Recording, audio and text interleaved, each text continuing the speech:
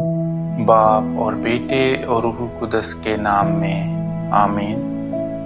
ہمارے لیے آج کی تلاوت رسولوں کے اعمال اس کا 18واں باب اور اس کی 9ویں آیت سے لے کر 18ویں آیت تک۔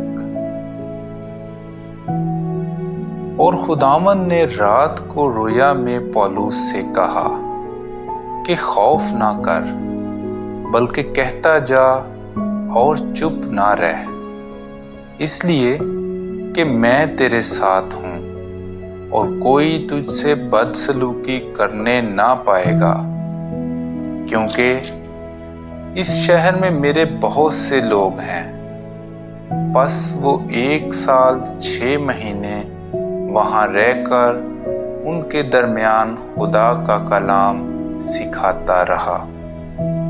مگر جب جلیون اکائیا کا والی بنا تو یہودی ایکا کر کے پولس پر چڑھ آئے اور اسے عدالت میں لے گئے اور کہا، یہ شخص لوگوں کو بہکاتا ہے کہ بطریق خلاف شریعت خدا کی پرستش کریں۔ اور جب پولس نے بولنا چاہا تو جلیون نے یہودیوں سے کہا، اے یہودیوں، اگر اس امر میں کچھ ظلم یا بڑی شرارت ہوتی تو واجب تھا کہ میں صبر کر کے تمہاری سنتا، لیکن اگر یہ سوال لفظوں اور ناموں اور خاص تمہاری شریعت کے متعلق ہے تو تم ہی جانو، میں ایسی باتوں کا منصف بننا نہیں چاہتا۔ اور اس نے انہیں عدالت سے نکلوا دیا۔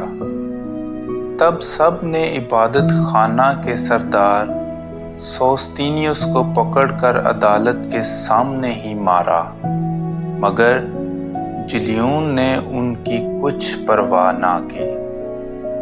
پس جب پولس اور بھی بہت دن وہاں رہ چکا تو بھائیوں سے رخصت ہو کر جہاز پر سوریا کو روانہ ہوا، اور پرسکلا اور اکیلا اس کے ساتھ تھے، چونکہ اس نے منت مانی تھی، اس لیے اس نے کنکریا میں سر منڈایا۔ پاک کلام کے پڑھے اور سنے جانے پر خدا کی برکت ہو۔